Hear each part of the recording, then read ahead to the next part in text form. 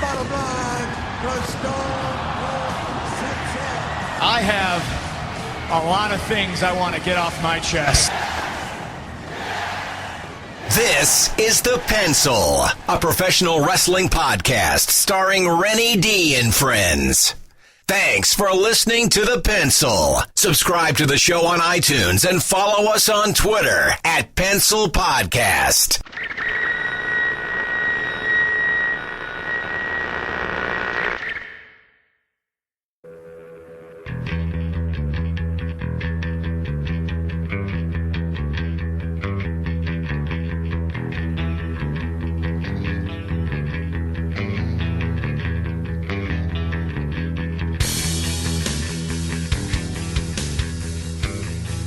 Merry fucking Christmas. It's episode 21 of The Pencil, the professional wrestling podcast online. I am Renny D, alongside my ginger-haired motherfucking friend, Travis Mester, at your place, at our place, at whose ever place, here in Cottage Grove, Minnesota.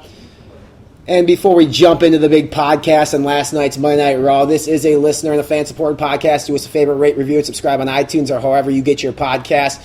And go ahead and share us on any social media platform you use, Instagram, Vine, Twitter, Facebook, all that good stuff. Make sure people know about us.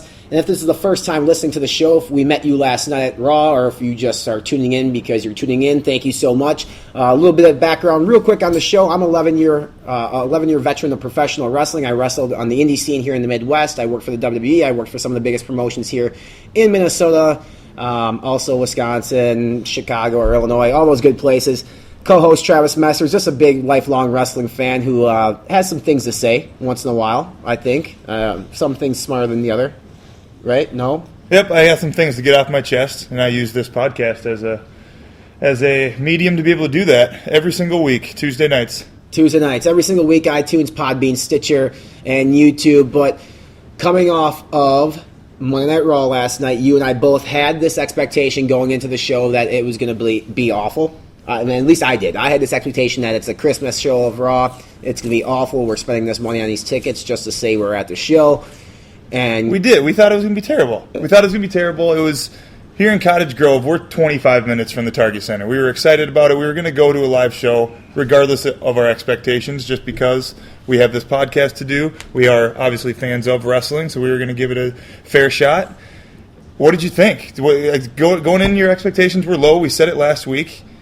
I'll let you know what I thought after I hear your response. Yeah, like I said, my expectations were terrible. I thought it was going to be just sort of a fold-in, mid-carders, just nothing, a lot of promos. And quite frankly, the show opened with a 15-minute promo, I think is what you timed it. But the show itself, the Superstars match first off, started off with Eric Rowan and Antonio Cesaro, which was awesome, really good. Seth Rollins, John Cena started the show off, and it was fucking awesome. It was good. The whole show. That was a pay-per-view match to open Raw. 35 minutes in, I looked at you and said, even if the next 2 hours are bad, it's not going to be any worse than I expected it to be because it's the go-home show before Christmas, I guess, however you want to word that. Normally, this is the worst Raw of the year because they've got 5 weeks to build up for Royal Rumble. Every year they do. This week and next week are normally shows that are basically throwaway shows. And in a throwaway show, we got a pay-per-view style match between Seth Rollins and John Cena to open the show. I'm not going to speak for all 3 hours and say it was all captivating, but it was an unbelievable first match, I thought. It was great. The false finishes, the reversals, everything seemed to make sense. And again, that's why we can keep telling you that John Cena is the best wrestler in WWE, or best worker, I should say, because as far as the in-ring technical abilities, he's not the best when it comes to that, but overall, him and Seth Rollins did a fantastic job of entertaining the live crowd, which actually I was surprised with the amount of people that were there as well. Compared to the SmackDown show I went to in Milwaukee, the whole upper bowl at the Bradley Center was blacked off. Last night's crowd was pretty hot. It was, but side note on the Cena thing. You see everywhere people hating on Cena, hating on John Cena. They want him to be either beaten in every match he wrestles, or they want him to get squashed by Brock Lesnar again. They want this. They want him out of the WWE. You see that in places where they're just sick of him. Stop chanting Cena sucks then. When you chant let's go Cena and everybody else chants Cena sucks, I don't know what fans think, but all that does is prove to the people in the back that are making decisions on booking people how over he is. Chant, let's go Rollins. Chant, let's go Ambrose. Chant, let's go somebody else. Cheer for someone else. Don't cheer against Cena. All you're doing is putting him over even more.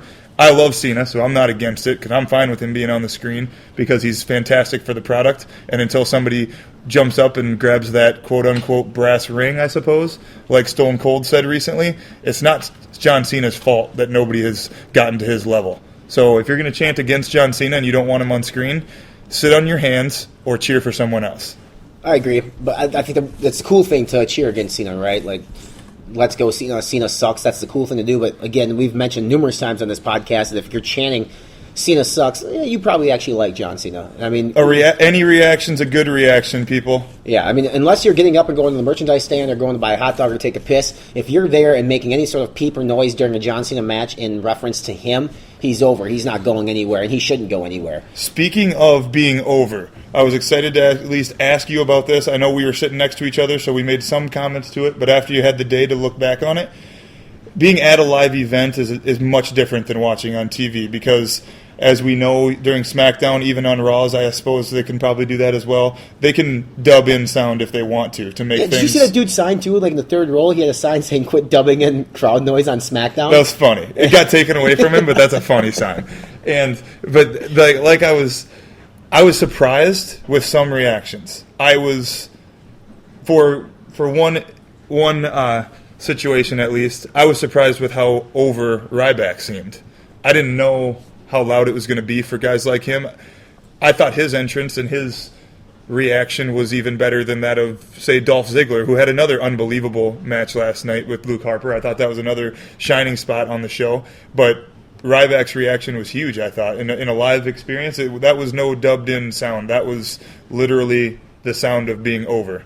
Yeah, I think if you look last night at the crowd reactions, I think Hogan got number one just because it's Hogan. He hadn't been in Minneapolis in 20 years.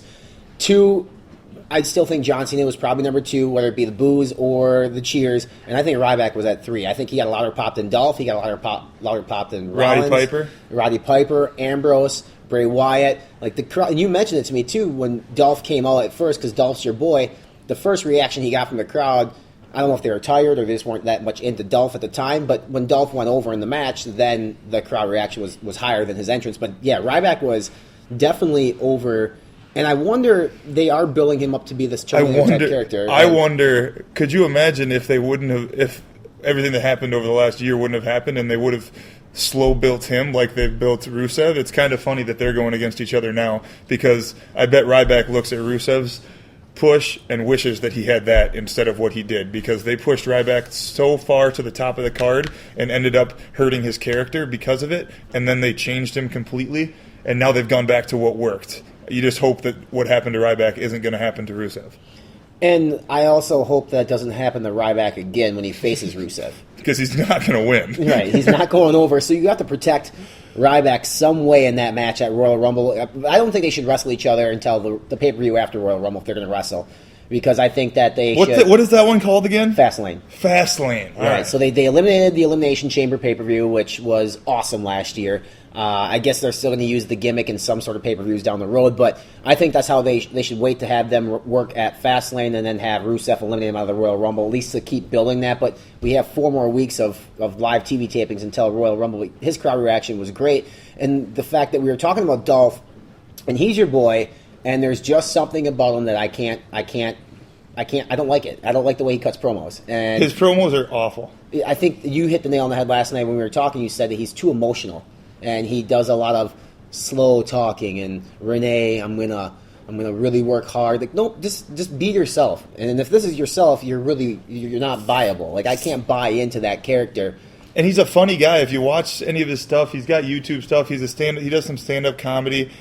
He just needs to do that. I don't know if it's that he's trying too hard or too scripted, what it might be, or that they're telling him too many things and he's got too much stuff in his head he wants to get out, and then he has to pause and do this and do that. But I know I mentioned this to you during the show. a guy like Seth Rollins from 6 or 7 months ago has come so far in the positive direction when he's on the mic. I thought he was very good last night in his opening promo. Even though it was a little long for our liking, it was still, I mean, he sounded good. It wasn't wasted breaths, and I just don't think that Ziggler's on that level promo-wise as good as he is in the ring. I think he's trying to be too much like John Cena on the mic, as far as, John Cena's like, my back's against the wall, I'm going to overcome all obstacles, hustle, loyalty, respect, or whatever it is that he talks about. He's not a bad guy to copycat, though. But you can't sit there and say, they threw everything at me and I overcame everything. Like, it's not going to, you can't do it twice, I don't think. And Dolph just needs to find his own voice, his own character, and hopefully they don't overscript his promos too much, because we see what that does to a character like Roman Reigns, who last night, if they want him to go over at WrestleMania, his reaction was good, but it could have been better. True. I mean, I actually have a hard time remembering his match, to be honest with you. It was him and Big Show, right? Yeah, I remember the match because 30 seconds into it, everyone was chanting Daniel Bryan, which I can't imagine the brass in the back was excited about with whoever Big Show is friends with. Obviously, it matters because he gets into these programs to put over up-and-comers. He was the guy for Lesnar last year before The Undertaker. He's the guy for Roman Reigns now before Lesnar.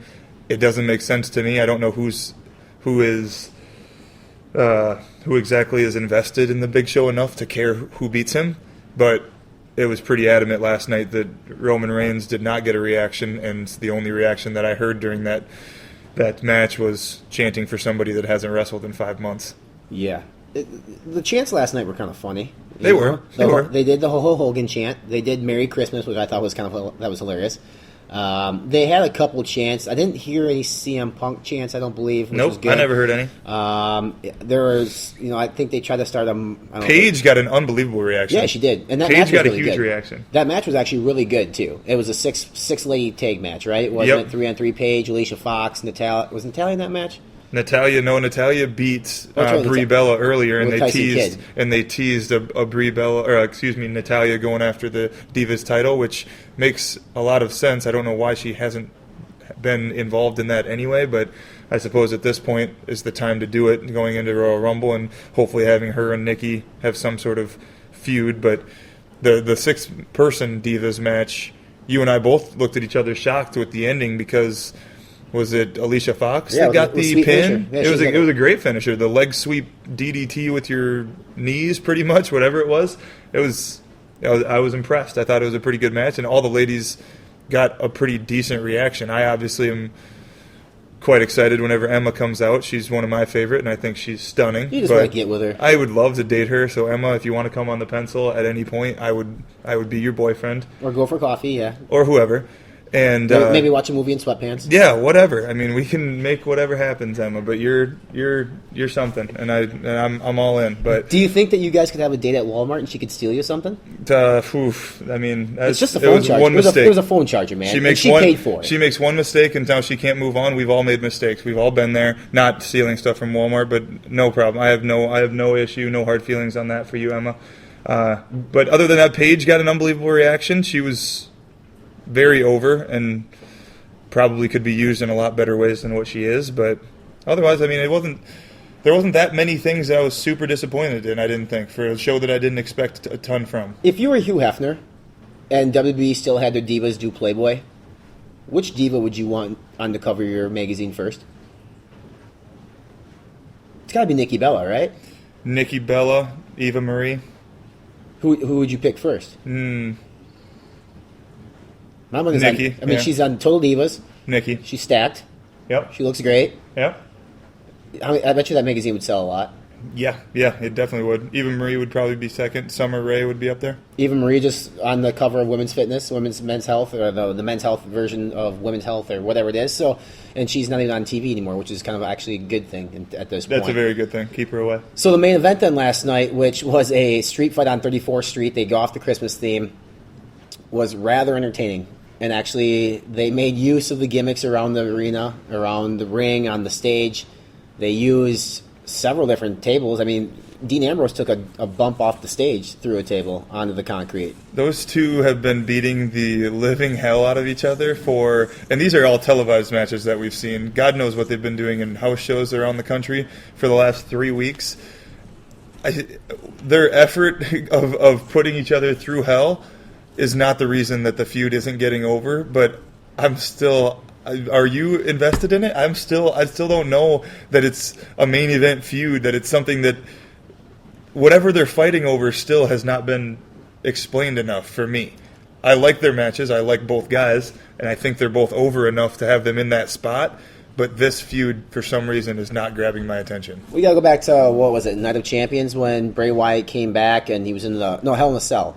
The Hell in a Cell. Rollins, Ambrose, and then he came back again, really no backstory as of why or what his plan was, and they've worked numerous times now, and I'm with you. I don't understand what the story is and where they're going with it, but Bray Wyatt... There is a story, though. There's a story somewhere. It just has not been told, and there's got to be something better that they can do with it. I just hope they haven't waited too long. I was actually shocked about the finish last night. I mean, Bray Wyatt basically, he went over clean because you can't really cheat in a no holds barred, no disqualification match. There was no he took interference. Took a kendo stick to the neck and then got pinned, and that was that. And then we got the little bit extra after TV went dead. But I thought overall, top to bottom, for a 3-hour show, I thought the promos were well timed. Definitely anytime you go into a show with low expectations and they were able to do what they did for us last night because the crowd was extremely into it, it was great. And they're coming back to Minneapolis on March 15th, I think it is, a Sunday. It's a house show. I'm sure we'll probably hit that up and check that out. I've never been to a house show, and I've been in wrestling for a long-ass time, so that'll be kind of cool to do that. Any thoughts on Adam Rose and the Bunny? It's only going to matter at some point if they take the mask off the bunny, and I think they're getting pretty darn close to having it be too long. And nobody has cared about it for too long, that if you take it off, maybe then people will be interested in whoever you put under that mask, but until then, it's just, it's for the kids. You and I looked behind us, 2 rows behind us, and watched a 7-year-old girl crying while he was beating up the bunny. So I guess that's good if that's their goal. They're certainly making children cry. She was legitimately bawling. She was crying and screaming no when Adam Rose was leave the bunny alone. She was fucking crying like a small child because she is one, and she did not want Adam Rose to beat up the bunny. So Adam Rose, you are over as a heel with 7-year-old children. Grown men and people that pay for the tickets do not understand what you're doing and why you're doing it. Yep, I agree. Did we have a cane setting last night? I'm trying to think if we had a cane setting last night. Oh, the fact that we don't know says it's a all good we thing, need right? to say. You're happy. I don't believe he was on the show, no. I don't believe he was. Oh, the Los Matadors and the Golden Stardust match was actually pretty good. If you're Goldust and you're getting pinned clean by El Torito, you can't feel good about where you're at. It was forward. A great finish. It's still just... It's a good win for El Torito. I'm sure he'll be in the. I'm sure he'll eliminate somebody ridiculous in the Royal Rumble. Good for him. I hope he gets fucking lawn darted into the third row. I also hope that. I think most people do. But Golden Stardust, oof. We didn't see any. We saw a New Day promo, but we didn't see any New Day, which I was disappointed with. I was hoping to see him be stronger, fly higher, and be wiser. I believe that's what they're. Stupid-ass gimmick is, which I'm starting to get a little bit fed up with it. Otherwise, there was no Kane. Hubert's beforehand, Bar and Lounge, was beautiful. That was a great time. A lot of good people we met there. Otherwise, what was your anything else stick out from last night? We had on the strong points, like Dolph Ziggler and Luke Harper match was great. Rollins and Cena was awesome. Cesaro, Eric Rowan was fantastic. The main event was good. Fandango's had a squash match over Jack Swagger that made no sense to anyone on either side. Johnny Curtis getting a push, bro. Johnny Curtis getting a push. If your push has beaten Jack Swagger, you can get in line with the guys who have really excelled from that victory in the past couple years. One thing that they do you like when King gets into the ring and does post-match promos? Do you like that? I kind of do. Yeah, I thought that last night, and we actually mentioned this, it almost felt like a perfect opportunity to enter into a new feud. It kind of felt like a blow-off match last night with Harper and Ziggler. I don't know if that's where they're going with it or not, but that's what it felt like. And when King was in the ring interviewing him afterwards, I said to you, I thought this would be a perfect time while Ziggler's saying this title means so much to him and he does it for all the fans and that's what it makes him feel so good about getting this victory. that's a perfect time for somebody new to come out of the back and say that they want to be the number one contender for his belt. It didn't happen, but if that's the way they used him in the future, yeah, I do like those types of promos. I'd love to see Cesaro be able to get that shot. We've seen Cesaro and Dolph wrestle before. It's been fantastic. I'm just trying I would say there's nobody that Ziggler could make look better, and it would be important for the way that he is in his initial introduction to the big crowd than Adrian Neville. I think an Adrian Neville Dolph Ziggler feud for the Intercontinental Championship would be dynamite for Neville, because as you can say what you want about Dolph's what he can't do, but what he can do is make somebody look fantastic. And we're both a little bit concerned on how they're going to introduce Neville. That would be one way that I think would be a surefire way to at least give him temporary success. I was a little disappointed that we didn't get any Charlotte or Sasha Banks last night. They were both in the crowd. They were both backstage. I know you wanted to see. Yeah. You were all excited about Charlotte. Yeah, that wasn't even. We didn't even get back to the stage segment or anything. No, nothing with that. The Incession is going to debut next Monday on Raw. They have like an old school '80s rock metal type of vignette, which I think is funny because WWE produces these high quality video packages for the Wyatts and these high quality video packages for. Anytime somebody gets called up or gets a big return, and then they get this like one that was done on an old Apple computer or whatever. It's kind of weird, but I think it fits their characters. And you're not sold that they're going to do anything. I mean, I think their gimmick is going to be very hard to translate to the WWE Raw, WWE SmackDown crowd. Paige kind of has that punk rock chick thing, but that works for her. I just don't think some sort of metal rock thing is going to work for a tag team. I don't see them succeeding, but I don't know who they're going to face. So is it just going to be a squash match against Los Matadors next week, probably, I assume? I don't know. I don't feel like there's enough tag teams that people are interested in to give them a legitimate win that is going to make anybody care about them until, who knows, maybe 4 or 5 weeks of them kicking the shit out of somebody and then give them a shot at Mizdow or something. Yeah, but what about Mizdow? Mizdow was awesome. We got to see him live finally. Mizdow was great. He was so over. Him and The Miz. I got to assume The Miz even loves it at this point because, like we said, folks, any reaction is a good reaction. And as every time the cheers get louder for Mizdow, the boos get louder for The Miz. And he has been, and he still is, the best heel, legitimate heel in the company because he's a heel 24 hours a day, 7 days a week when the camera is on him, outside of when he's doing Make-A-Wishes probably. But, I mean, he's a smug dude, and he is all about himself, and that's what he is during the Raw, and that's what he comes off as, and he's an easy guy to hate. And Mizdow, he was another guy that got a huge reaction last night, and obviously people love them some Mizdow, and I'm in the group. And then Lana. You got to see Lana live. Oh. What was that question you asked before about Hugh Hefner? That we might have to go back to that. Lana is... Oh, we were 120 feet away from the stage probably where they came out. Yeah. It wasn't close enough, man. It wasn't close enough. Lana is just stunning. Those suit coat things that she's wearing, and they're just to die for. If I ever do get married, I'm going to buy numerous of those for my wife because I think that it just brings out the best in a woman. And Lana she's something to behold. Rusev, just good for you. Can't ever dog on a guy for that. That's beautiful. He got it, man. It's gorgeous. He got it. There's nothing. I'm speechless when I think about her. So we got some big things coming up here on the show. Tonight, a little bit later on here yet, we got Rob Page, who's a referee here in Minnesota Independent Wrestling. Good story, good conversation with Rob. Did that in person with him, talking his career in pro wrestling when he started 12 years ago and kind of how things have gone for him and some his take on the WWE and his take on the current state of indie wrestling, which actually kind of surprised me last night too. It was my first time back in Minnesota. I moved back officially on Friday, and I went to this show and we ran into a couple people I knew right away.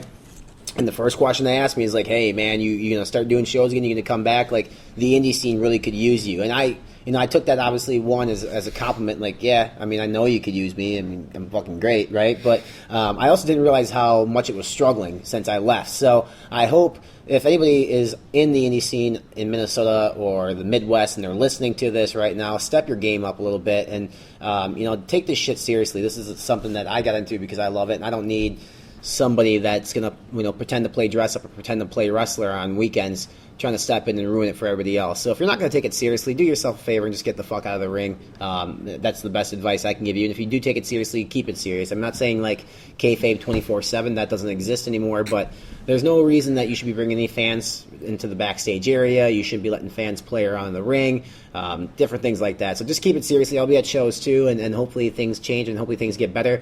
I know Dirt and I are actually going to be at First Wrestling, which is going to be, generally I don't plug a lot of things on this show outside of what we do, but this is a show I definitely want to plug because it's a good opportunity for people in Minneapolis and the surrounding areas to see a really good indie wrestling show. It is Friday, January 9th. It's sponsored by Pabst Blue Ribbon PBR, which is a fantastic beer. I got about 37 16 ounces of those in my fridge. Great beer. It's a big party. It's at First Avenue where Prince played. I mean, some of the greatest bands in America have played at First Avenue. It's historic. WrestlePalooza 5. Tickets are on sale now. They are $20 a piece. It is an 18-plus show.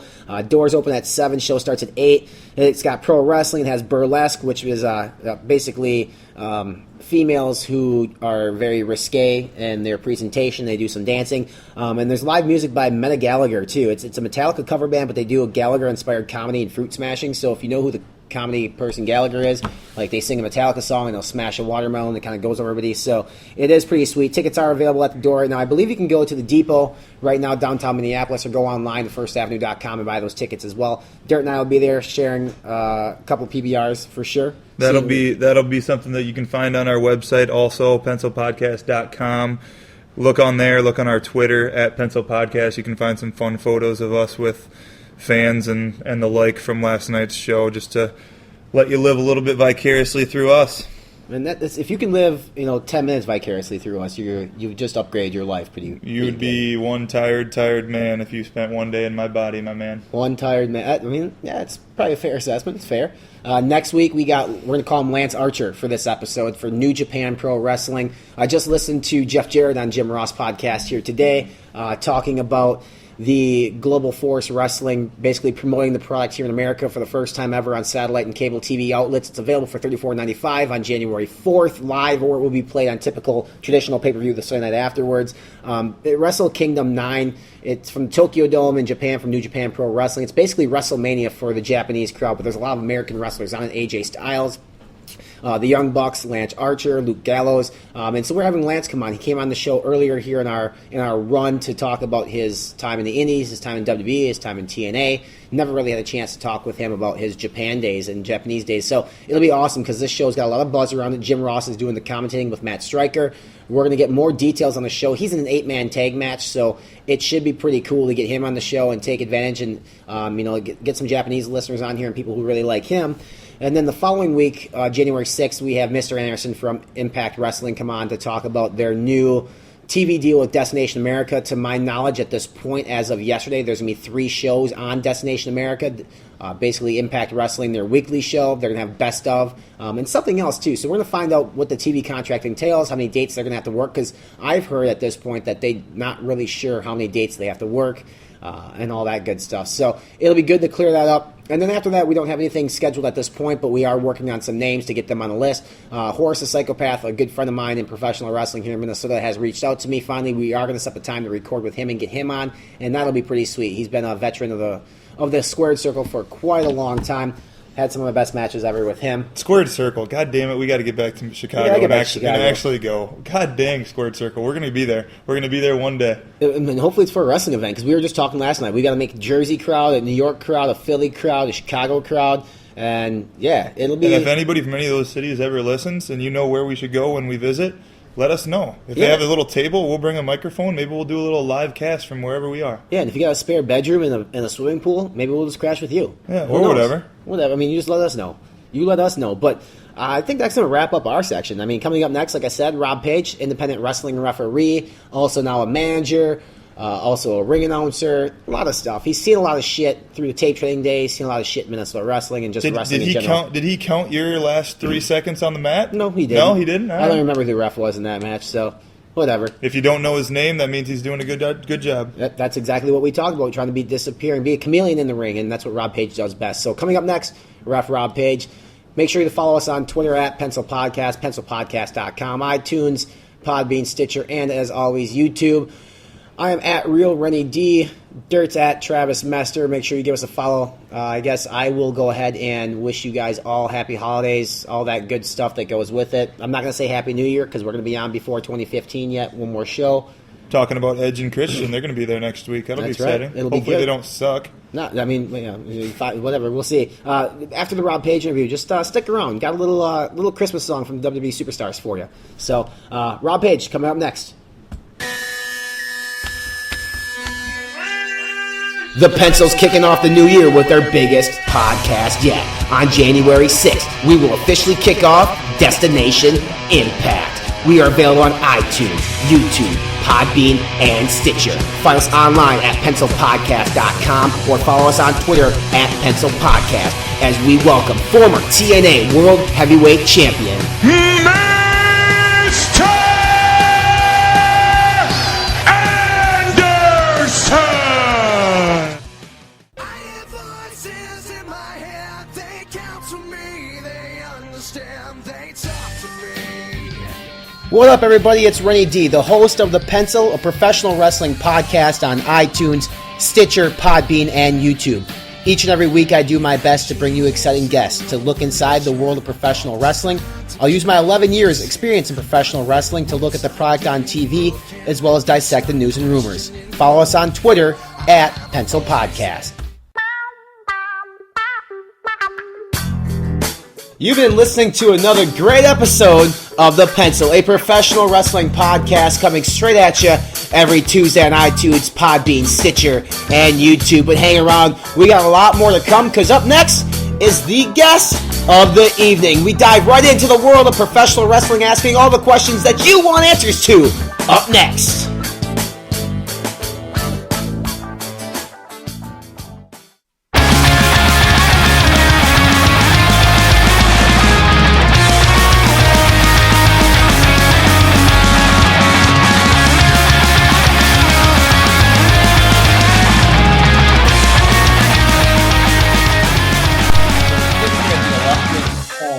Of an adult Rob Page now. That's right. You got your own home. Yeah, I do. I mean, I'm in your living room right now, and I'm You looking can around. see my Vikings poster. This is a bro pad.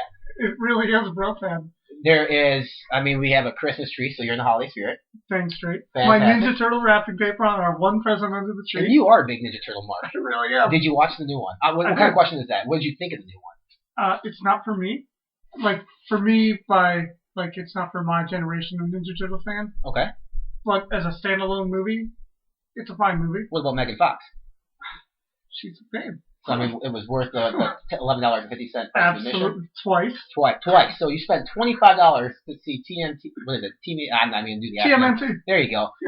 Of course I did. And you knew it wasn't good. No, I knew it wasn't going to be good. But But you paid- it wasn't for me. It was a kid's movie. Did you go twice by yourself or with a group of people? I went once with my roommate and once with Wayne Which, the for the listening audience, the roommate is the King of Throwdown Venom. King of Throwdown Venom. Correct? Who Yep. who is no longer the same person he No, was he's- 2 years ago. He's no longer 3 cakes. He's like 2 cakes now. Yeah, he's half the person. He looks great though, which is fantastic. He's like he lost almost a full meat. What do you weigh? $110 soaking wet? $155. Well, with that beard soaking wet, you might need more. $160 almost now. So I'm not sure what to call you. Do I call you Ref Rob Page? Do I call you Wrestler Rob Page? Or do I call you Ring Announcer Rob Page You now? can call me whatever you want. 'Cause You can call me Road Page.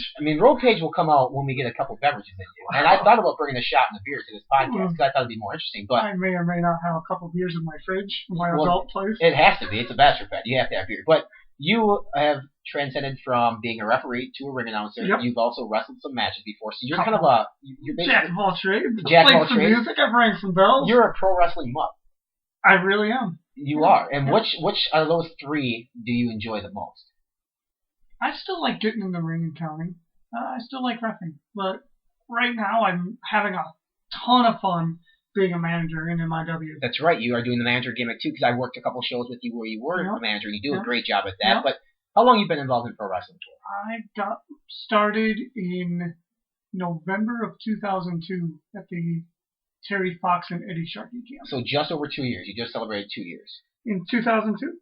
No, So, that'd be 12 years. Sorry, 12 Yeah, years. 12. I'm dumb at math. 12. Okay, that's what I meant. I forgot the one. So I started in March of 2003, 2003? right? Because when I came up, I mean, my first match was in April of 2003, but I started training Okay. In November. Because I remember when I came to MPW, you were there at that time, and that's when I was already an established name at that time, brother. And it's funny because you go to the shows now, and when you're announced as the referee, you're gonna get booed by the entire audience. Which I'm fine with. You're a staple. I mean, First Avenue Wrestling coming up on January 9th, right? They love me. I'll be at First Wrestling. First Wrestling, First Avenue, WrestlePalooza 5 now. 5, right? Yeah. And Eric Han's got a good thing there. He brings you on, but you are a personality to the show. Sure. And people love me there. Well, shit, we're on the subject. Let's talk First Wrestling real quick. Sure. How is that show for you compared to all the other shows that you work in the state of Minnesota? I think not just for myself, but I think the boys in general bring a little bit extra to those shows because, well, they're bigger shows. They're bigger shows, 450, 500 people. There's a fridge full of beer. Fridge full of beers. It really is a party. It's the definition of a wrestling party. Yeah. I mean, if there's one thing that I miss most, I don't miss the bumps per se. I miss the boys. Yeah. I miss First Avenue. That's fun. But that show always is something special as far as doing it 3 times a year now. It's always jam-packed. I'm going to go there as a spectator for the first time since I tore my ACL, so it'll be cool. I'm going to look at your reffing job, and I'm going to critique the shit out of you. Thank you. So, I appreciate that. Were you born with pinstripes? I should have been. No, I was not.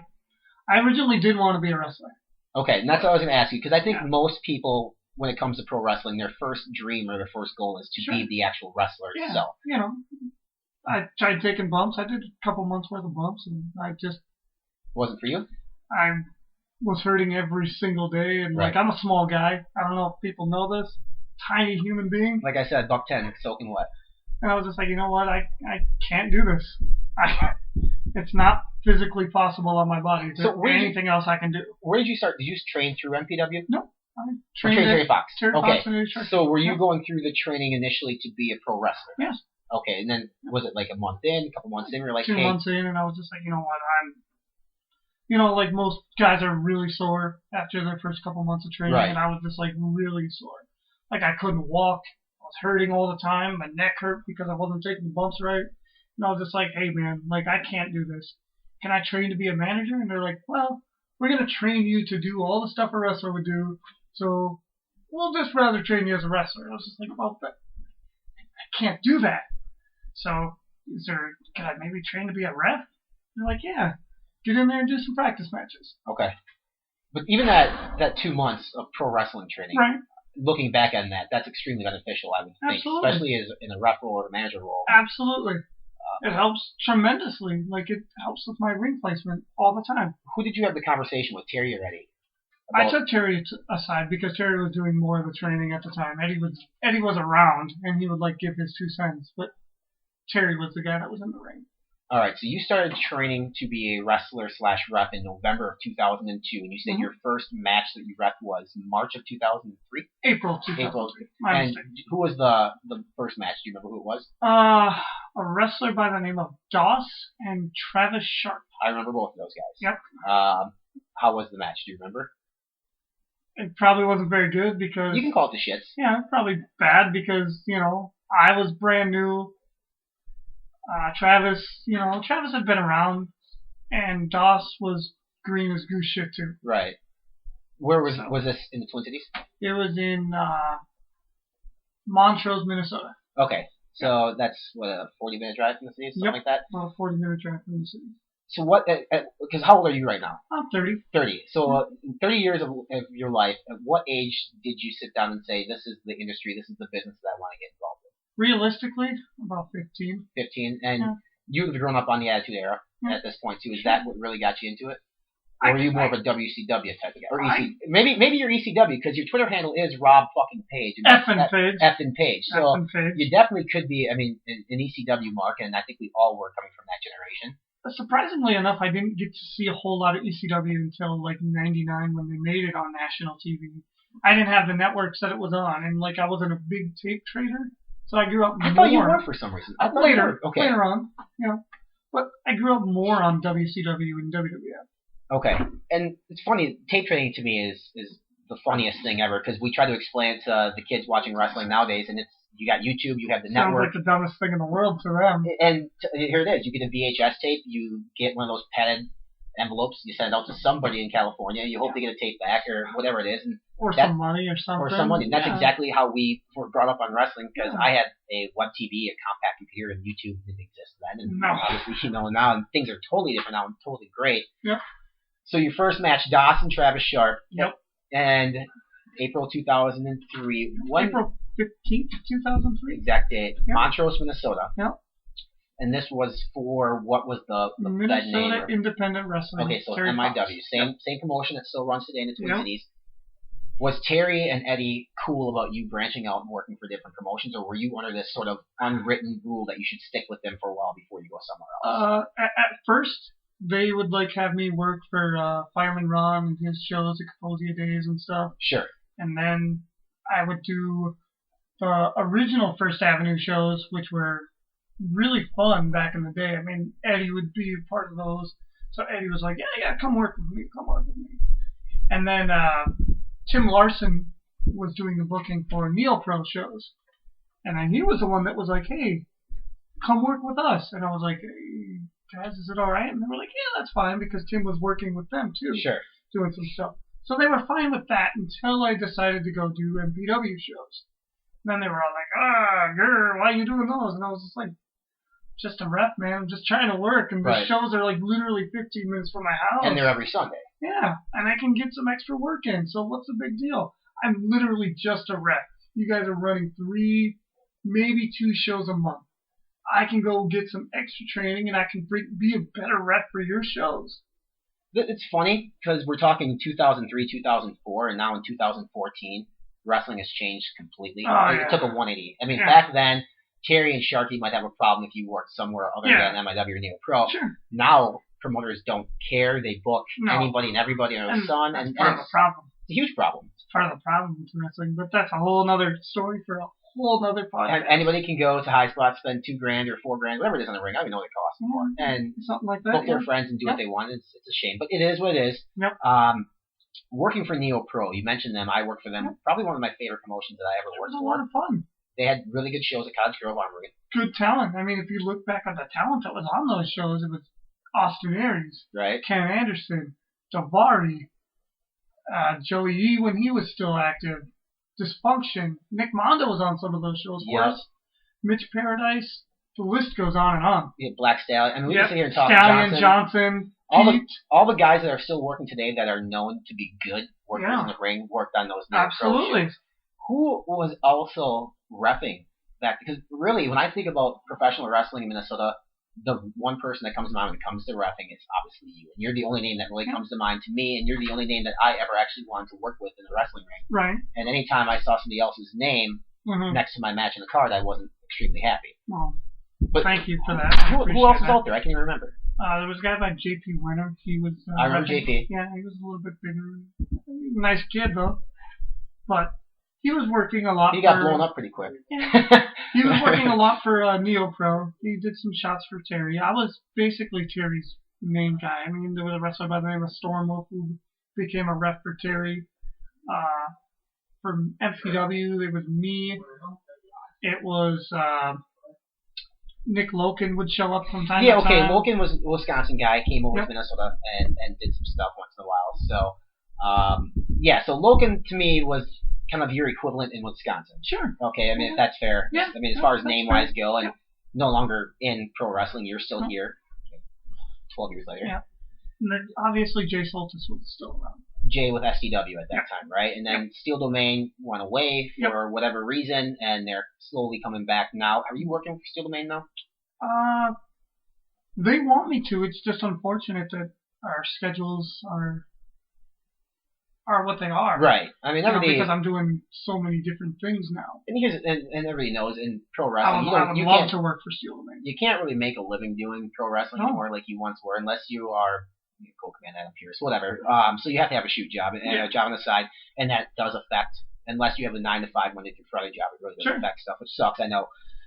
One thing with you guys, and you were a big supporter of me when I kind of turned the page, I When guess, you and came got back, better yeah. and came back from my injury, and I Yeah. really put in the work in the gym and the ring. I got better, and you were always. I was always putting you over to people. And that was great. I was like, hey, use this guy. Yeah, and I really appreciate that. And one thing that I really learned too was to appreciate more of the non-wrestler aspect of pro wrestling. The secondary character. And I wouldn't even call it, essentially. yeah, essentially. But your job in a 20x20 ring or 18x18 is equally as important as my job. And I've always said that. We just don't get the glory. They don't get the glory. And that's perfectly fine with me. They say that you're not supposed to be a gimmick. You're supposed to blend into the background. Sure. And I get that. And a good ref does do that. Mm-hmm. But I've had matches before where everything seemed to go extremely perfect. And one thing comes to mind. I worked Arya the Bari down in Belle Plaine, Minnesota once. The finish was a simple sunset flip over the ropes. Mm-hmm. Arya lands on me, grabs my leg, holds the rope for the pin. Yep. The ref took the time to check my shoulders to make sure that they were down before doing the count. The timing just ruined everything as far as finish goes. That can definitely take you out of that. Yeah. And I'm nice, and I didn't say anything to the guys. Sure. Like, whatever. I mean, we were in front he of... was doing his job. Yeah, we were in front of, I don't know, 400 people maybe outdoors. But Outside show. Arya ripped them a new Sure. one. Which maybe in hindsight I should have done that. Have you ever had that happen to you, maybe when you were green, when you didn't necessarily know spacing, didn't know where you were supposed to be or what you were supposed to do, and maybe a vet at that point pulled you aside after the match and really gave you an earful? I'm sure it happened. I don't remember it. I'm probably more hard on myself when stuff like that happens. Because, like, say I screw up a finish. Or, like, somebody kicks out when they weren't supposed to, or not so much kicks out when they're not supposed to, but because, that's not usually what happens. And that's not, yeah, I mean, if they forget to kick out, that's not your fault. Yeah, but, like, say I screw something up. I come back, and I'm probably more hard on me than the boys are on me. I've seen you do that way before. And it's just the fact that I have a lot of pride in what I do. I think that I try to be a perfectionist at what I do. I mean, you can't be perfect at it. Right. But, like, I try to have a lot of pride in what I do. And when I screw up, I'm extremely hard on myself. Yeah, and you are, when we talk about the boys in pro wrestling, generally people think of the workers, the wrestlers, but you Sure. are more of a boy in pro wrestling than a lot of the workers are that I've come along the lines of, especially in this state. And, I mean, if there are people in Minnesota listening to this, there are a lot of shit wrestlers in this state. And I'm not gonna church it up or sugarcoat it. There's people who don't belong in the pro wrestling ring. Absolutely. Then we all can easily stand everybody in a line and pick the ones out that don't belong. Absolutely. We're not here to do that, though. And a lot of that's the promoter's fault, right? Yeah. So the promoters are booking these people because either A, there's 2 or 3 shows on the same day, so now the talent pool is very limited, but that also affects the referee. Sure. But what really irritates me is when there is one show on a Saturday, and they Yep. book one referee, and his name is Rob Page, and he's expected to do 7 matches in a row. Yep. We can't do ref bumps, or you can, but it's stupid for you to get back up, and that's fine, but you have to do all 7 matches, and I don't think people understand or appreciate what you have to go through to ref 7 matches in a row. No, it's Walk a us lot. through what that's like. It's a lot of work, man. You gotta have your cardio up. You gotta remember a lot of stuff. I'm not gonna go into like the exact 100% details of what you all need to do, but like that's a lot of stuff you need to remember. That's a lot of like ring placement that you need to do. You need to. I mean, realistically, without going too far inside baseball, it's a lot of stuff that you need to have your finger on the pulse of all day long. Mm-hmm. If you screw up one, you're probably going to screw up more than one. And it could just be a giant snowball effect. Yeah, and you get the elevator pitch from the boys. Yeah. You really don't have a lot of time to do anything or figure out exactly what you're doing. I would basically get enough time to go back and have a drink of water, get what I need to know, and then go right back out there. So then that brings me to another promotion that's got TV. It's AWF here in the Twin Cities, and they have TV, so you have an earpiece in that the boys are on TV tapings. Yeah. That the boys or whoever in the back is supposed to let you know as far as time goes. Like this match is running 7 minutes. We have 7.5 for TV, and it's your job to tell the guys in the ring to go home, essentially. Do you like that extra? I mean, we know that if you want to make the big leagues like New York or TNA or whatever, that's what they do on a regular basis. And there's a lot more that they do too. Having that earpiece in, do you like that part of it more when you're refereeing, or do you rather not have that and just let the boys go? I went out and bought it. They were going to give me a watch and be like, hey, we need to know time cues, so you need to look at a watch. And I was like, absolutely not. So the promoter didn't buy it. You actually went out and bought it yourself. I paid for it for myself, and then I was just like, here's a receipt. Pay me my money. And I remember I had to feed you time cues in the match one time, and the match ran over the time. Yeah. What do you do at that point? Because reality, it's on the wrestlers. It actually hurts them because their match is getting cut on TV. Yeah. So do you sit there and say, "Hey guys, you're over the time limit," or do you? I give them say a typical 10-minute match. I'm like, "Hey guys, you got 5. We're at 7, 8. Let's keep it going, guys. All right, 9, 9:30. Right. All right, guys, let's go. Come on." Well, then it seems like it's almost a running joke, though, sometimes when the guys go over it, and then they keep going over it, keep going over it. Which has happened, and that could either be because they want to screw with the promoter, right, or they want to screw with me, and that's fine. But I'm just doing what I was told to do. So then this brings me to a situation. I'm bringing this up because I'm going to have him on the podcast, hopefully in January. Is one of my favorite wrestlers that I've been in the ring with is Horse the Psychopath. Sure. There was an incident at Pro Wrestling Battleground that I've heard about, and I don't know if you know about. I mean, I'm sure you were there. I was there. This happened a couple months ago. Yeah, no, October. October, and I don't know the details, and I'm going to get that from Horse's mouth, essentially. But you're ring announcer or bell or timekeeper at this point, right? Yep. You're not a ref anymore. Not a ref there. But the finish or the timing, whatever it was a clusterfuck. He wouldn't go home, or they wouldn't go home, and then I'm only going off of what I saw on social media. I reached out to Horace afterwards because I was concerned. Sure. I didn't hear anything back until he reached out to me here this week. Finally, things are good. What's your thought process sitting at the table, seeing what's going on in the ring, and you know something's wrong? I could see the promoter freaking out, so I obviously got up from my spot and was like, "Hey man, what's up?" He's like, "We need to somehow get a hold of people and be like, hey, we need to get this going, because realistically, you've worked on Battleground shows, you know that we need to be in and out of the building in a certain period of time." Right, because they bring in the Mexican margarita band or whatever. Yeah. Which is fine. I really like them. I like Pro Wrestling Battleground. I have no problems with it.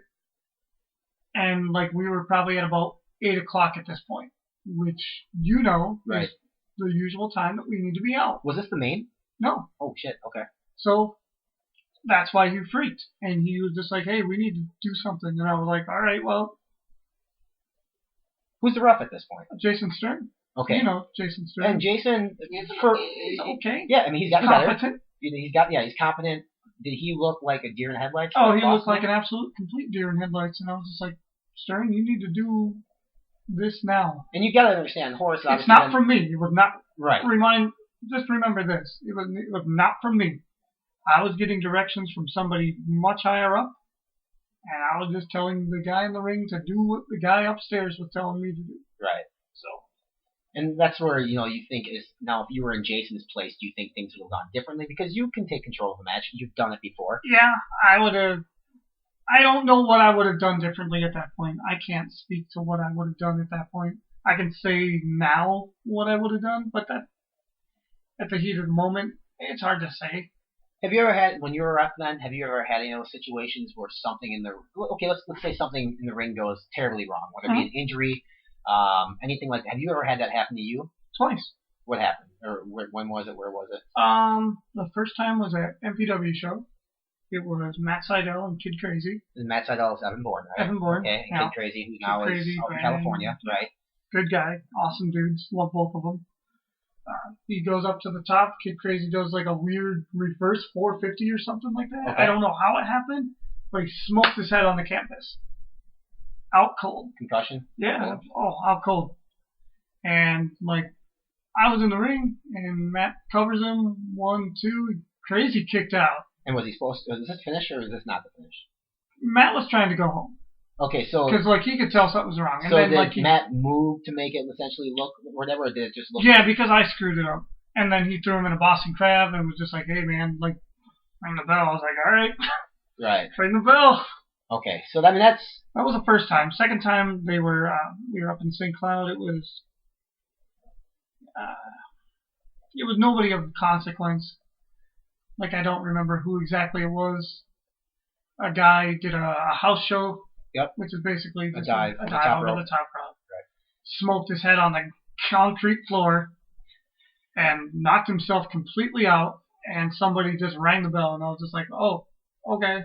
And then I looked down, and the guy's convulsing, and I'm like, "Oh, well, thank you for ringing the bell." That wasn't Josh Callisto, was it? It was Josh Callisto. Okay, I do remember that story. Were you reffing at MPW when Corbin kicked me in the face and broke my nose, and then Kenny gave me the Dragonplex and gave me a concussion? Yeah. Okay, that was the only time I've ever been hurt in the ring, and I thought you were the ref on that one. Yeah, it probably was. I honestly, that probably a lot of beers ago. Yeah. But those MPW shows, especially the Sunday night ones, they all kind of just sort of blend together. And, no disrespect to anybody. Those Sunday shows were always kept happening, though. And it was a lot of years ago. How much do you miss MPW? Because that was your home. I mean, you were known, to me, there's the MPW crew. It's Corbin, it's Cruz, it's, those guys, and then there's you that kind of was with those guys too. I always kind of associate you with MPW because I think you were there every Sunday.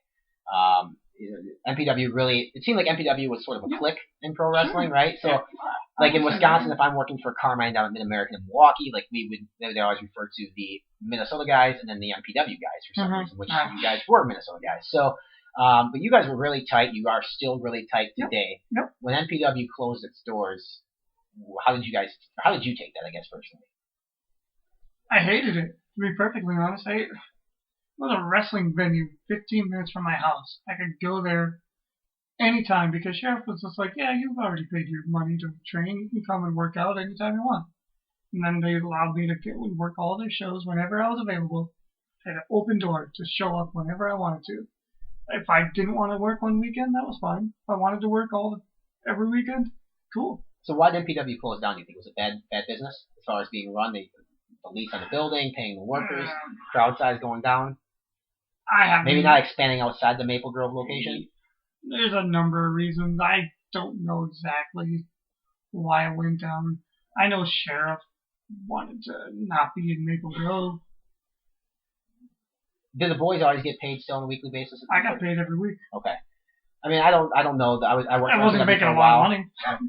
And I don't think that I think it was more along. I think the guys enjoyed working there. Sure. I guess so. They kind of looked past the money situation. And there's certain shows even nowadays potentially where we might take less because the shows are more fun or more exposure, whatever. Mm-hmm. I know at MPW, Evan Bourne, obviously a big name in pro wrestling. Yep. What's the biggest match or biggest names that you were, I guess, repping their match? In MPW or any promotion in general?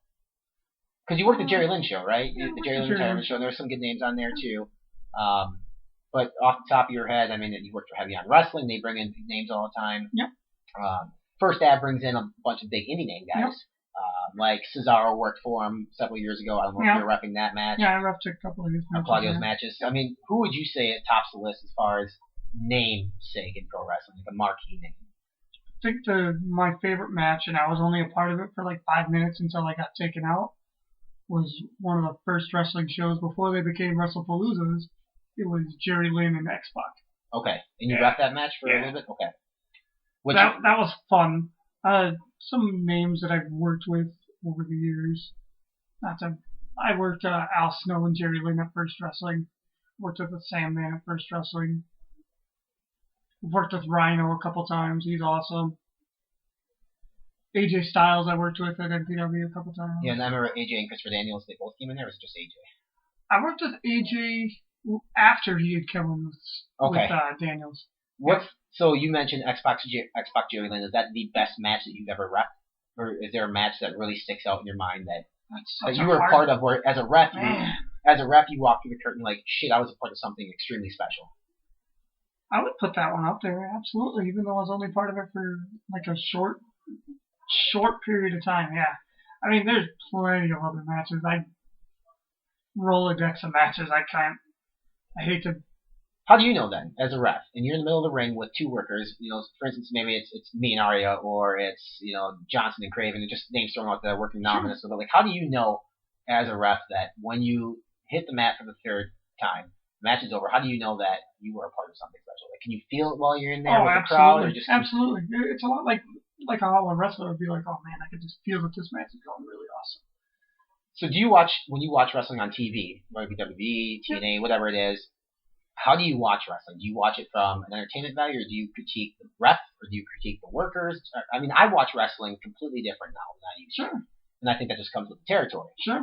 But as a referee, okay, now you're in a ring, you're kind of watching a match while you're repping. Mm-hmm. So from watching a match on TV compared to watching a match within the ring, where's the differences? Like when I watch them on TV, I'm watching the ref. First and foremost, like the first time that I'll watch a match, I'll watch it for the ref. Okay. Second time I'll watch it for the wrestling. Because, at heart, I'm still a fan. Of course. Who isn't?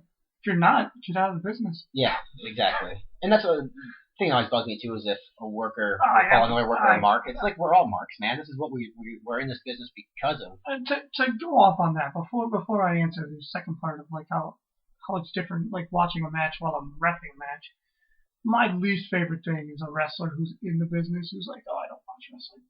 Oh yeah, do you watch? No, I don't watch that garbage. Why not? I mean, God, I hate that. I always said that your goal if you're in wrestling should be to go on to bigger and better things. Your goal shouldn't be to work the Armory every month. It should be to work the Armory every month to get a tryout in New York to go work there, and you should know what's going on with their product because they don't need, like they told me, like they don't need another Daniel Bryan. Like I need something different. They already have Adrian Neville, yada yada yada. Like I get that, but I watched the product enough to know what what they have and what they're looking for. And if you don't watch it and you go there with a blind eye, and I think the guys that say they don't watch it are full of shit. I think they watch it. I mean, I think some do. They just try to be that cool guy in the locker room that's like, I don't watch wrestling. So then back to the part where you're in the ring watching a match go on, and obviously you have your cues and you have everything that you have to go through. Watching a match in the ring is so much different because you can't go into like watching a match as a mark in the ring. You gotta go into it watching it as a professional. Right. And you can't be like, oh man, that's really cool. Oh snap! I should be paying attention to what's going on. And that's the question too. It's like if you're doing, say, a ladder match or a tables match or something that all of a sudden a big spot happens. The mark inside of you, I think, has to come out a little bit because I know, like watching it in the back, we're like, holy shit! Yeah. And you're right there. Yes, you have to maintain your professionalism, but at the same time, you've got to be like, fuck, that was cool. Yeah. Or like that was absolutely. Really, or I can't believe that just happened, or he's not dead, or whatever it might be. Like, for instance, did you ref the first match at Jerry Lynn's retirement show where Luke Hawks fell over and he hit his head on the barricade? Yeah. I mean, that's one of those moments where I'm like, from the back, like, oh shit, he killed him. Like, he's dead. Like, I looked over the corner of my eye as he was going out of the ring, and I was like, oh my god, oh son of a bitch. So I jumped out of the ring immediately, and I was like, oh man, are you alright? And he gave me the heads up, and I was like, all right. Yeah, he's okay. Do you watch for that in wrestling too? Because I always watch for the workers get the rest of the business, squeeze their hand or whatever it is, and they're okay. Yeah. One thing I learned too when I was there for the extra, when I went down there with Arya and Craven, is the ref in WWE, at least for the tryout match, we had Ricardo Rodriguez, and he would shoot spots to us. And that's actually, the agent is in the rest year too. Yeah. Shooting those spots to the ref then lets the workers know, like, hey, this spot's coming up next. Kind of weird. I was taken aback by it. I don't know if I'd be able to do that one. Just, like, I don't use the earpieces that much, so. And they do. I mean, so that's what I'm saying. Like, we don't do that on the indie scene, but how different do you think your role would be? Is if somebody's in your ear saying, all right, well, this is the spot they talked about. Tell them to go to it so we can stay on with time. Or, like, he'll say, grab a rest spot. I mean, I think I've done that before. As workers, I think that we should know when to do that. Yeah. But I guess in WWE, some guys didn't come from that sort of lineage of pro wrestling. Football players. And, well, yeah. But here's the thing, like, we're on the subject of WWE, I did want, because I know you watch the product, and we're actually going to Raw tonight here in Minneapolis. We're 2 hours away. It's the Christmas special, whatever. And there was a talk probably a year ago that Hunter's not going to hire any more indie workers, and that WWE doesn't like indie, quote unquote indie guys. I hate that fucking term. I never did like it. Yeah. There are some guys who embrace it. Sure. I think, like you said, we're all professional wrestlers. And that's, if you're with WWE, you're a professional wrestler or sports entertainer. You've either paid your dues or paid your money. I mean, you're a professional one way or another. But you're not an independent wrestler. You're a professional wrestler. Right. And you look at the roster right now, and the roster that we're going to see here in a couple hours, and you can name the biggest stars right now in the company, the guys who are getting TV time. Dean Ambrose, indie guy. I'm going to use the term indie guy just to make a point. Seth Rollins, Cesaro. Yeah. Eric Rowan, Luke Harper, even Damian Sandow, who's over as hell was indie worker. Hell, even Miz was technically an indie worker. And then you we go to NXT, like Sasha Banks, who's great, indie worker. Bailey, Kevin Owens, and Kevin Steen. I mean, so I don't get why people say, like, oh, indie guys don't have a chance. Cause I think that report is a bunch of crap, because I think we're going to see a lot more indie guys being signed. Which, I mean, if they have that system down there, why not? Yeah. I mean, the guys can go make a living wage, have medical benefits, live in one area of the country. I mean, and part of the fascination with indie wrestling is the traveling and seeing different things. I get that. Do you watch? You have the network, obviously. No. How often are you on it? A week? Probably 2-3 times a week, and then I'll sit down and watch like 2-3 hours maybe. Do you typically watch the original stuff? Do you watch old pay-per-views, old Nitros? I watch NXT, obviously. Which is Love awesome. NXT.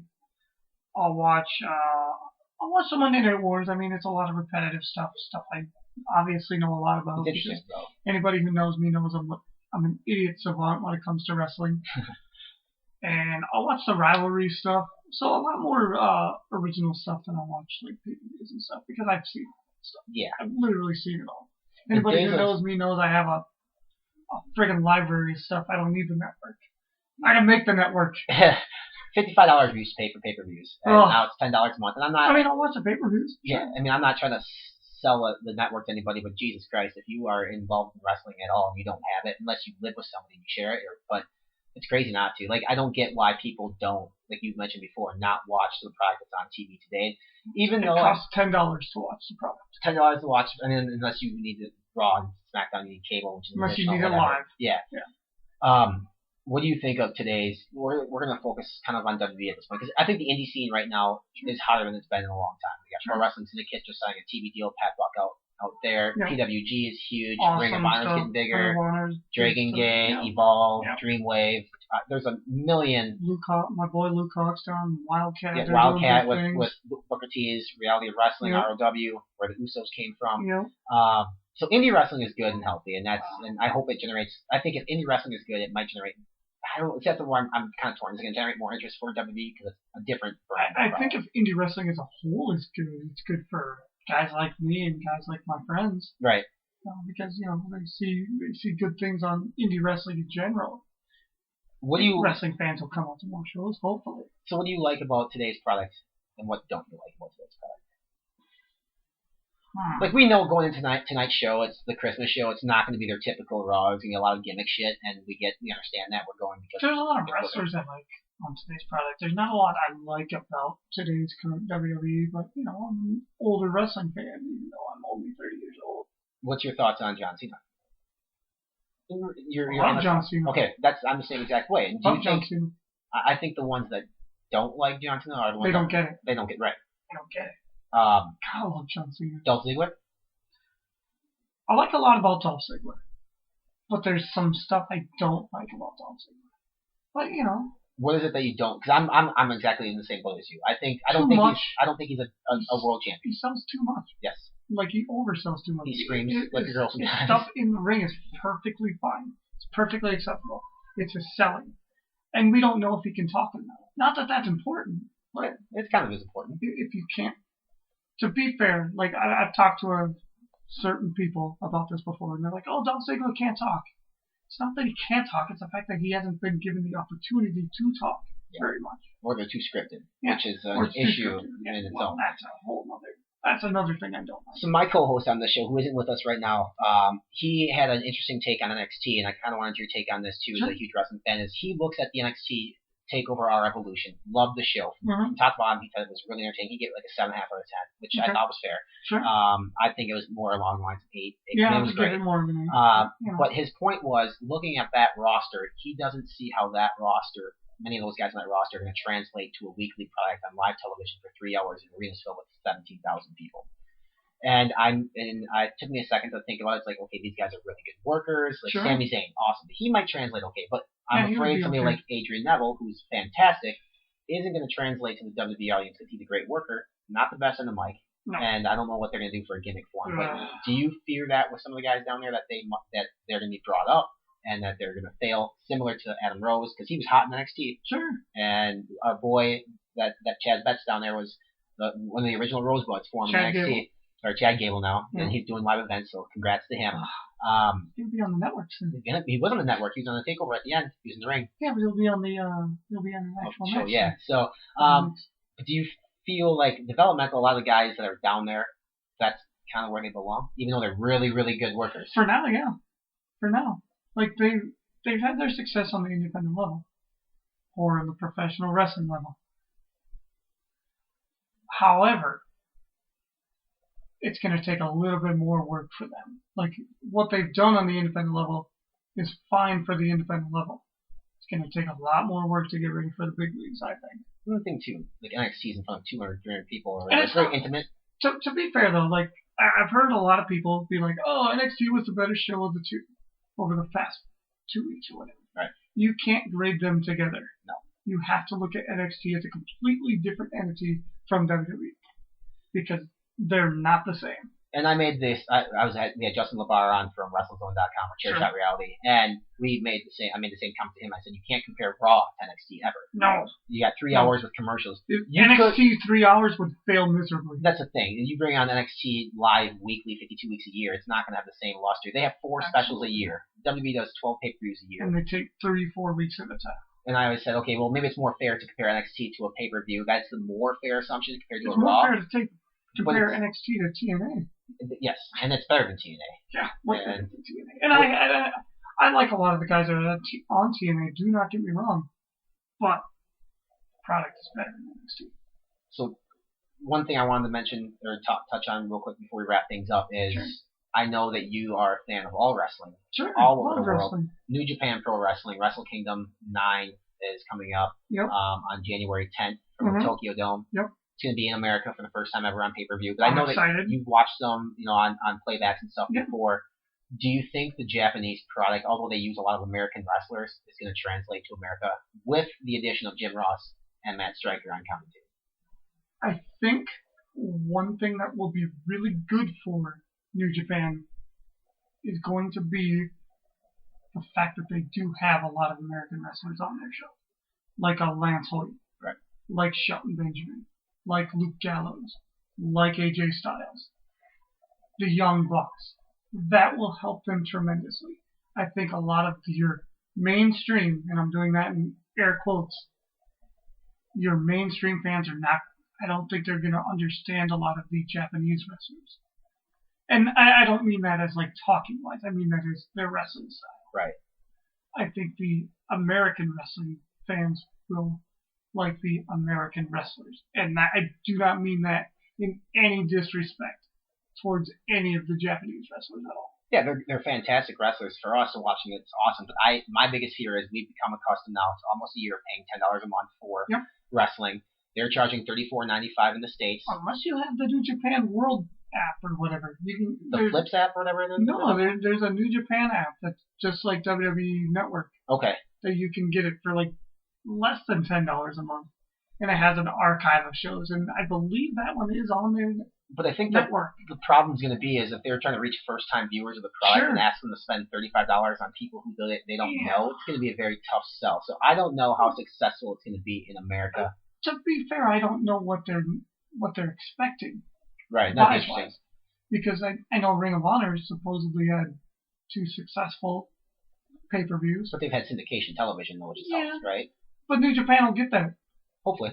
Well, they're going to be on ASX or XS or whatever starting in January. That's right. But that's after the New Japan show. But maybe after that show happens, there's going to be replays and stuff. And if someone catches the New Japan show on AXS, they'll watch the pay-per-view. And then they'll be like, oh, snap, this is really good. I'm going to watch this from now on. I don't need to necessarily watch WWE. So with that, there's a lot of wrestling, a lot of good wrestling. There's a lot of bad wrestling. What's the future for Robert Page? I mean, you're 30 years old. You're still young yet as far as 12 years in. Manager, referee wise. Do you have an end goal aspiration? Are you comfortable with what you're doing and where you're at? It would be stupid of me to not have a giant end goal. But at the same time, I know that I'm 30 years old. I know that I'm not getting any younger. I know that I'm not per se exactly right now what the WWE is looking for. And I'm okay with that. But I think I'd be stupid to say that if I didn't want to go to a bigger level. Did you ever reach out? Because your buddy Jason's there, right? I've reached out a couple times. Yeah. And anything back as far as coming for like a roughing camp or coming for a tryout, nothing like that? I never heard back from anybody. I put in the app back in the day. I sent tapes and videos and all that stuff. I wasn't really sure how that worked for a ref. It was like the FCW recruit page that we had to do. I went on to the FCW recruit page back in like a couple of years ago, and I've updated it since. But regardless, if you don't make it to that level or whatever, it's not the end of the world. Like because I've lived my dream. Yeah.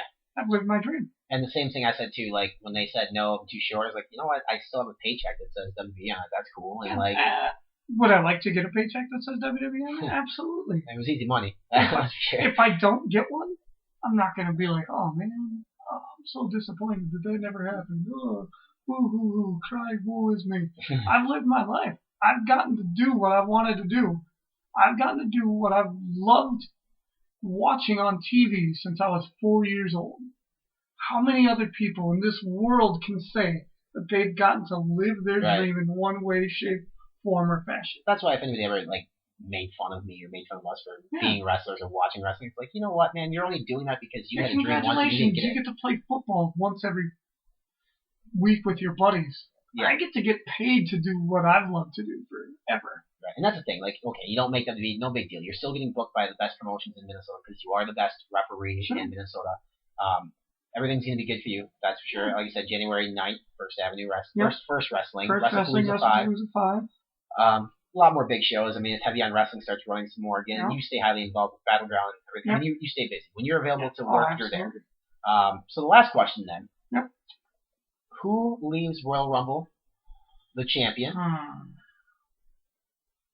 Who leaves Royal Rumble the WWE World Heavyweight Champion? World Heavyweight. We're going to Raw tonight, so we have to end on a WWE chat. So sure. Who leaves Royal Rumble the WWE World Heavyweight Champion? Okay. Who leaves Royal Rumble the #1 contender at WrestleMania? Okay. I would say the smart money is Roman Reigns. For the Rumble winner. To win the Rumble. Okay.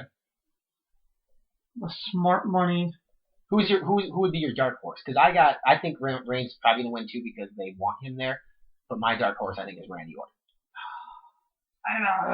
Man. Who I would like to win is Dean Ambrose. I don't think that his in-ring work is. I've never been a huge in-ring work fan of Dean Ambrose, but they can work around that. John Cena's not the best in-ring worker there is. No, he's not, but yeah, he's a worker. But he's good, and he can talk. I obviously think Roman Reigns is going to win, and I think the smart money would be Brock Lesnar. I would like to see John Cena win, though. I know that sounds weird, because everybody's all like, oh my god, another John Cena title win. Yeah, but if he could build up the guy that's going to be right behind him. And the thing is that Justin LeBar made a good comment too. He's like, if Brock Lesnar loses at Royal Rumble, what was the sense of him having a 4-month absence? Well, that's the point. I mean, it has to be Brock Lesnar that wins, but I would not be disappointed. I would like to see John Cena win as well. I would not be disappointed if John Cena wins. But if Lesnar does win and then he does drop the title to Reigns at Mania, Lesnar was the guy who beat Taker, and all of a sudden he beat Taker, he beat Cena again, beat Triple H, he beat that other guy that we can't talk about anymore. And you're going to WrestleMania. I'm going to WrestleMania. So you'll be there. Yeah. You'll get to see Sting work Seth Rollins or Triple H, whatever it's going to be, one of the two, I'm assuming. Yeah. Probably Triple H. It's going to be a good 2015 for Raw Page. I'll see Sting. Sting is, anybody who knows that Sting is my favorite wrestler. So we'll end on that then. Sting's debut at Survivor Series. Loved it. His follow-up since Survivor Series. You can't overexpose the guy. But my problem. You can't overexpose him. I get that. You don't want to Hulk Hoganize him. And okay, you don't want to do that. But my problem is there is no story to why he would come and show up. He's never been in a WWE ring before. He's never had a problem. I agree with terrorizing or Triple H and WCW, but why would he get involved in this storyline with no follow-up story really to it either? They have time. And I get it. Royal Rumble. But it's still frustrating. Yeah, I know it's frustrating. I want things to make sense, goddammit. Oh, it's pro wrestling. It is pro wrestling. So that makes sense. That's true. Nothing makes sense. No. All right, Robert. Well, thanks, man. This is good. Thanks. We'll do it again. Yeah, let's go get a beer. Let's do it.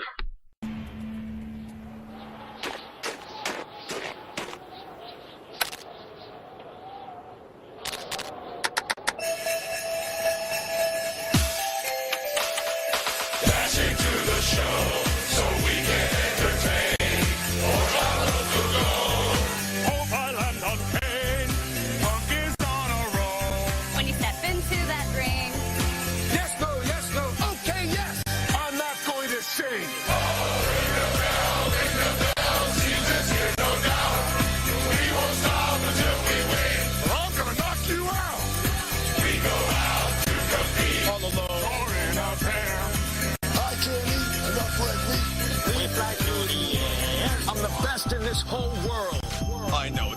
that's not true. Excuse me, don't you start a fight. Can you dig it? You sing too.